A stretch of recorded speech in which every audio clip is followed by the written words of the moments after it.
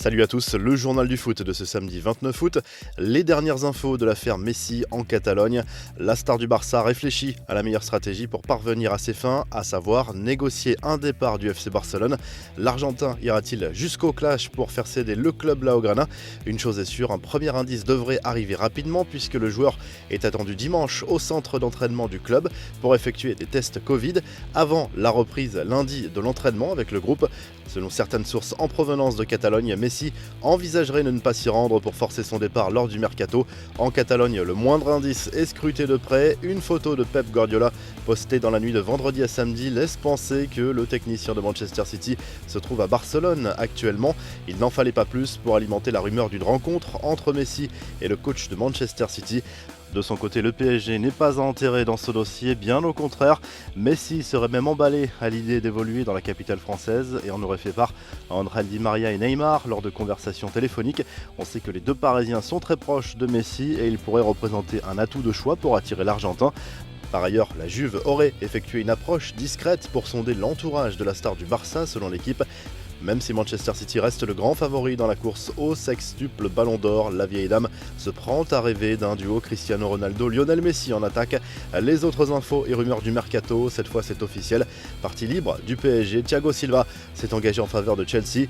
Le Brésilien a signé un contrat d'une saison plus une en option et va donc découvrir la Première Ligue à bientôt 36 ans. Du côté du Barça, les dirigeants travaillent sur l'arrivée de renforts offensifs et selon Le Mundo Deportivo, Sadio Mané serait dans le viseur du club catalan. Bonne nouvelle pour les Blaugrana, le buteur des Reds ne ferme pas la porte à un transfert. Il estimerait ne pas être considéré à sa juste valeur du côté de Liverpool. Après avoir posté un message plutôt rassurant sur les réseaux sociaux cette semaine, Memphis Depay s'est de nouveau exprimé au sujet de son avenir suite à son triplé contre Dijon vendredi soir en Ligue 1. Cette fois, l'attaquant lyonnais est resté plutôt évasif sur son avenir à l'OL et ne semble pas insensible à l'intérêt du FC Barcelone. Du côté de l'Inter Milan, Antonio Conte ne lâche pas la piste menant à N'Golo Kanté. Le coach italien veut absolument recruter le champion du monde cet été. À en croire la Gazette dello Sport, une offre de 50 millions d'euros est à l'étude, même si l'Inter garde un œil également sur Tanguy Ndombele. Enfin, la réponse très cash d'André Villas-Boas au sujet de Kostas Mitroglou. On a déjà eu cette conversation, il est réintégré pour s'entraîner parfois avec nous. Je ne compte pas sur lui, je l'aime bien, il m'a dit que j'étais l'unique Portugais avec qui il n'avait pas une bonne relation. On cherche un attaquant et ce ne sera pas lui, a confié le technicien olympien en conférence de presse. Les infos en bref, Nabil Fekir rappelé en équipe de France, l'ancien lyonnais qui sort d'une saison en demi-teinte avec le Betis Séville a été convoqué par Didier Deschamps pour remplacer Oussem Aouar, testé positif au coronavirus. Les Bleus affronteront la Suède puis la Croatie les 5 et 8 septembre. Les débuts canons de Victor Osimhen au Napoli, acheté près de 80 millions d'euros à Lille. L'attaquant nigérian s'est offert un triplé en seulement 8 minutes contre les amateurs de l'Aquila.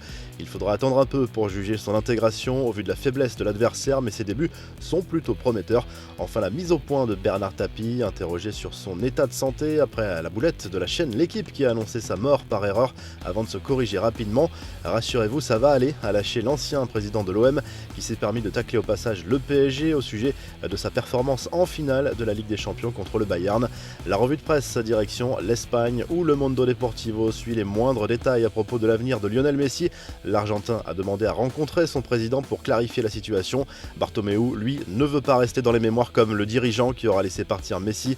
Le quotidien Sport confirme l'information sur la réunion entre le clan Messi et sa direction. Le club catalan s'en remet à la fameuse clause libératoire de 700 millions d'euros alors que le joueur a l'intention de négocier son départ. En Italie, Tuttosport affirme que la Juve pourrait tenter sa chance avec Luis Suarez. Comme Edin Dzeko, le buteur uruguayen a un profil qui séduit la vieille dame, même si son salaire est un frein à une éventuelle arrivée en Serie A.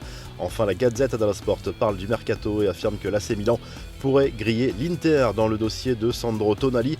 Par ailleurs, les Rossoneri sont proches d'un accord avec Brahim Diaz qui appartient au Real Madrid. Vous retrouvez l'actu foot sur topmercato.com, l'appli Top Mercato et à très vite pour un nouveau journal du foot.